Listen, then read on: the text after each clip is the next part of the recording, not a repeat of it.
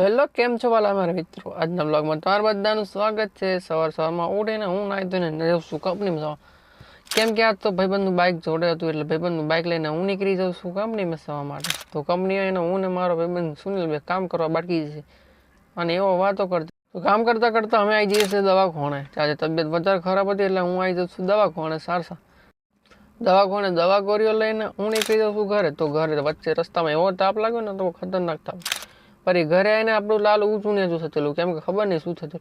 અને ખેતરમાં બાજરી રોપવાનું કામ ચાલુ છે ફરસથી, તો કાલ લાલુ કહે છે મને છોડીને કંઈક ફરવા લઈ જાવ, એટલે એને છોડીને હું નીકળી પડ્યો મંદિરે લઈ જાય એને। તો મંદિરે એને બહુ ગમે છે એટલે હું મંદિરે છોડવા લઈ જાઉં, કેમ કે મંદિરે આજે ટાઈસોનું કામ બી ચાલુ છે એટલે એને એ પણ બતાવી દો। ટાઈસોનું કામ બી આજે બહુ જલ્દી પૂરું થઈ જશે અને માતાજી બેસી જશે। ફરી એટલામાં હું ને ભાઉબેન નીકળી ગયા દુકાને જવા માટે। આવું દુકાને અહીં આવી ગયા ઘરે આવીને નાહી ધોઈને નીકળી ગયા મંદિરે જવા માટે, કેમ કે આજે બીજ હતી એટલે અમે મંદિરે જવા નીકળી ગયા।